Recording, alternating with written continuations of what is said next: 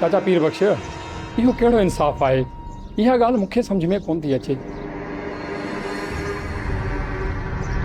माण्हू त वाह वाह आलाए छो था कनि, मां अव्हां जे मुर्शिद जे फ़ैसिले खे नथो मञां।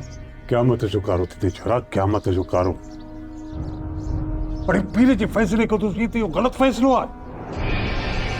तो पंहिंजो पाण खे दोज़ख जो खाज बणाई, छो तो क़यामत कारी करी वई? चाचा इहो कहिड़ो इंसाफ़ आहे? साबुल जंहिं शख़्स खां घणी मां घणी नफ़रत थी करे, चाचा मुर्शिद पीर अमजद उन जी शादी उन ई शख़्स सां थो कराए। न न चाचा न, न इहो फ़ैसिलो मूंखे क़बूल आहे, न ई साबुल खे। फ़ैसिले खे तस्लीम करण या न करण जो हक़ सिर्फ़ साईं ॾिने खे आहे, तोखे साबुल खे न आहे। चाचा पीर बख्श, साबुल उन शख़्स सां शादी कीअं कंदी जेको उन जे पीउ जो ऐं उन जो दुश्मन आहे? बाबा तूं पराए फ़ैसिले में बोले वांगुरु छो पियो टपा ॾीं? तुंहिंजो उन फ़ैसिले में वञे छा? साईं जो ॼाणे, पीर सोराब ॼाणे, पीर अमजद ॼाणे, साबुल ॼाणे, तुंहिंजो हुन में छा? चाचा साईं, मां ऐं साबुल हिक ॿिए सां सची मोहबत कंदा आहियूं ऐं ॿई असां शादी करणु चाहियूं था।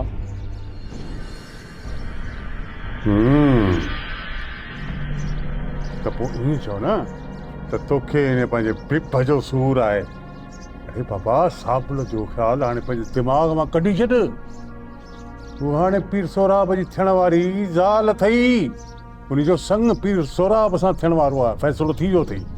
न चाचा साईं न, साबुल मुंहिंजी आहे ऐं मुंहिंजी ई रहंदी। मां तव्हांखे हथ जोड़े थो चवां, तव्हां मुंहिंजी मदद कयो। न बाबा न, पाण मुर्शिदनि जी जुती में पेर कोन विझंदासीं बाबा। पाण खां इहा ॻाल्हि करी आहे। तौबा तौबा तौबा सारी। बाबा मूंखे माफ़ कर, ॻाल्हि सिधी थी। चाचा साईं, तव्हां कुझु त सोचो, हिकु ॿहिराड़ी जी न्याणी हिकु जंगली जानवर सां ज़िंदगी कीअं गुज़ारींदी? चाचा साईं पीर सोराब हिकु महीने जे अंदरि साबुल खे मारे छॾींदो। छो तो मुंहिंजे दिमाग़ जा स्क्रू ड्रा करीं? वञ तूं इहा ॻाल्हि वञी साईं जी खे ॿुधाए। पापा मां हिन ॻाल्हि में पवंदुसि कोन विच में। ठीकु आहे चाचा साईं, मां हली हलां थो।